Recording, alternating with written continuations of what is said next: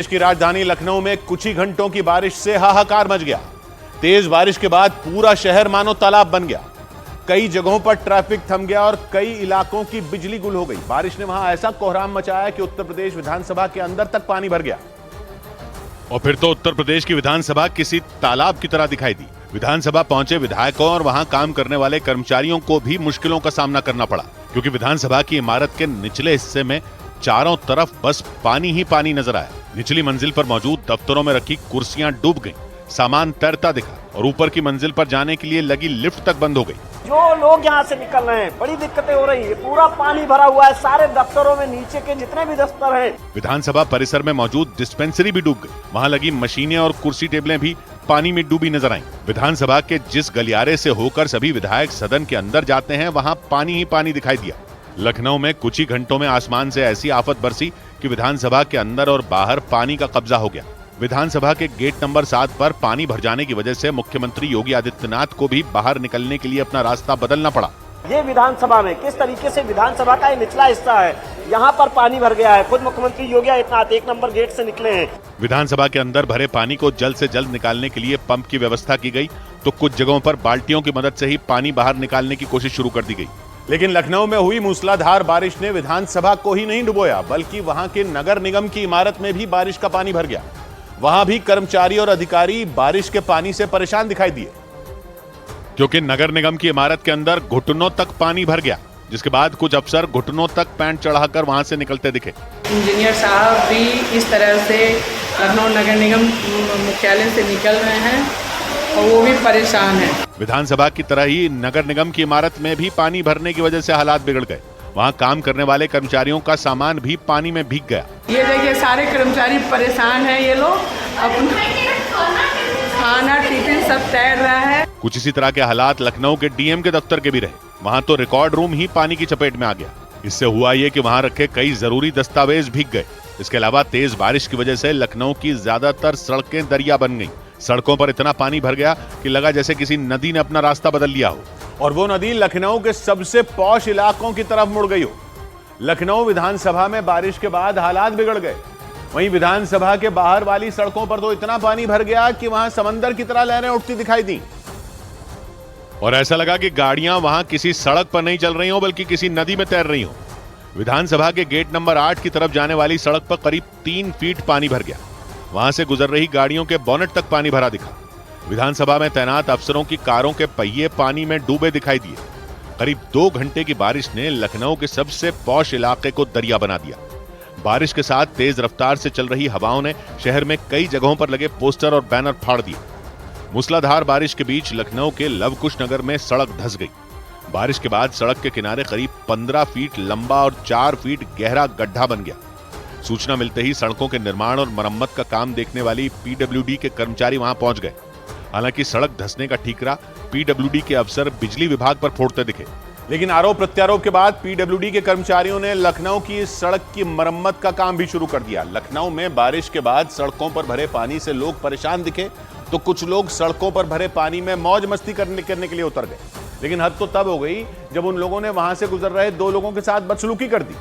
उन लोगों ने एक लड़के और उसकी बहन पर पानी फेंकना शुरू कर दिया और फिर दोनों को सड़क पर भरे पानी में गिरा दिया। इससे पहले वो लड़का और उसकी बहन एक मोटरसाइकिल से वहां गुजरते दिखाई दिए। सड़क पर बहुत सारा पानी भरा नजर आया और कुछ लोग उसमें खेलते दिखे। इस दौरान जैसे ही वो मोटरसाइकिल वहां से गुजरी, उन लोगों ने उसे चारों तरफ से घेर लिया। कुछ लोगों ने उस लड़के और उसकी बहन पर पानी फेंकना शुरू कर दिया, तो कुछ लोग पीछे से उस मोटरसाइकिल को खींचते नजर आए। मौज मस्ती कर रहे उन लोगों ने हद तो उस वक्त पार कर दी जब उन्होंने उस बाइक पर पीछे बैठी लड़की को पानी में गिरा दिया, जिसकी वजह से वो बाइक भी पानी में गिर गई। इसके बाद उस लड़की ने किसी तरह खुद को संभाला और दोबारा खड़ी हुई। बीच सड़क पर हुई इस बदसलूकी का वीडियो सोशल मीडिया पर वायरल हो गया। पुलिस ने वीडियो सामने आने के बाद उन सभी लोगों को वहां से हटाया और उनके खिलाफ कार्रवाई का भरोसा दिया। लेकिन लखनऊ के लिए इससे भी बड़े परेशानी की बात यह रही कि वहां के लोगों को मुसीबत की इस बारिश से जल्द राहत नहीं मिलने वाली, क्योंकि मौसम विभाग ने अनुमान जताया कि लखनऊ और आसपास के इलाकों में अभी बादलों की मनमानी कुछ दिन और चलेगी। मतलब वहां के लोगों को जल्द राहत नहीं मिलने वाली। मौसम विभाग ने वहां भारी बारिश का अलर्ट जारी कर दिया। मौसम विभाग ने अगले 3 दिन तक लखनऊ और उसके आसपास के जिलों में भारी बारिश का अलर्ट जारी कर दिया।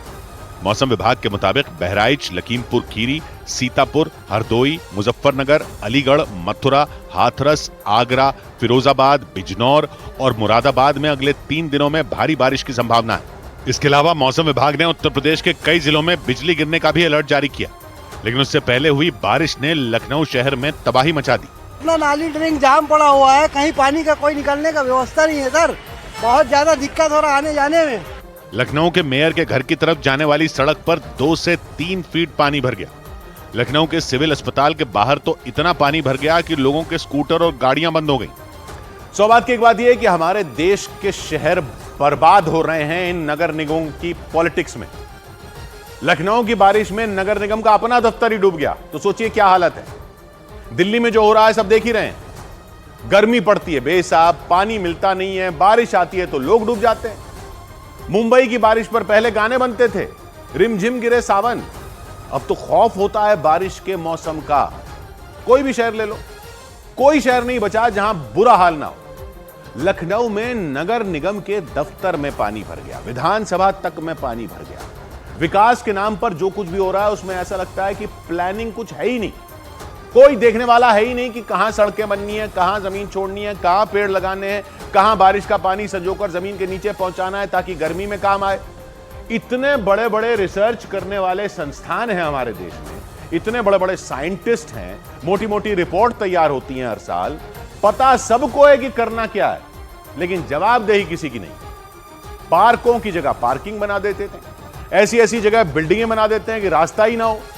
पब्लिक ट्रांसपोर्ट के नाम पर ई रिक्शे दाएं बाएं चलते रहते हैं। कोई देखने वाला नहीं कि बारिश का पानी जाएगा कहां। बारिश का पानी छोड़िए, सीवर का पानी ऊपर आ जाता है हमारे शहरों में, उसको देखने वाला कोई नहीं। बिना किसी हिसाब किताब के अतिक्रमण होते रहते हैं, तो प्लानिंग क्या होगी।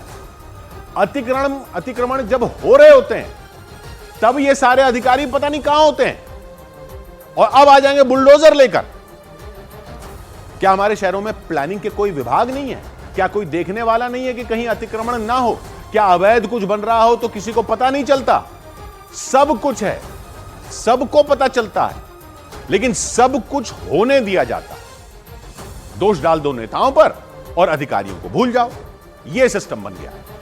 इतने नाकारा हैं ये अधिकारी कि इनको नेता लोग रोक देते हैं। इतने नाकारा हैं क्या कि इनको नेता लोग रोक देते हैं। जब ये अवैध कुछ बन रहा होता है उस पर आवाज उठाते हैं, बाद में सब बुलडोजर लेकर पहुंच जाते हैं। तो जब अवैध बन रहा होता है तब क्या कर रहे होते हैं? कागज पर तो सारी प्लानिंग होती है, लेकिन असल में जमीन पर अतिक्रमण हो जाता है, बिना घूस दिए हो जाता है। क्या क्यों न माने पब्लिक ये अधिकारी घूसखोर है।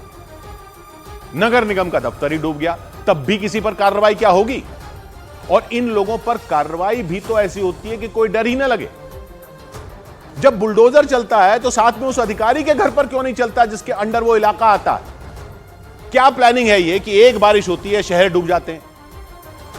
कोई प्राइवेट कंपनी होती तो कब का ऐसे लोगों को निकाल बाहर कर चुकी होती। लेकिन ये नगर पालिकाओं के अधिकारी चिपके रहते हैं अपनी पक्की नौकरियों पर। कोई हादसा हो जाए तो मंत्री से इस्तीफा मांगने निकल पड़ते हैं सब। नैतिक जिम्मेदारी लेने की मांग होती है, लेकिन इन अधिकारियों से कौन इस्तीफा लेगा? इनकी नैतिक छोड़ो, कोई भी जिम्मेदारी नहीं है क्या? इसलिए जनता क्यों ना माने कि घूसखोर हैं ये लोग, नाकारा हैं, पब्लिक के पैसे को बर्बाद कर रहे हैं। इधर उधर जिधर किधर बेहिसाब सब बनवा दो और देखो ही मत बारिश का पानी कहां जाएगा। किस बात की तनख्वाह ले रहे हैं ये लोग? घूस लेकर अतिक्रमण करवाकर शहरों को डुबोने वालों, डूब मरो चुल्लू भर पानी में खुद।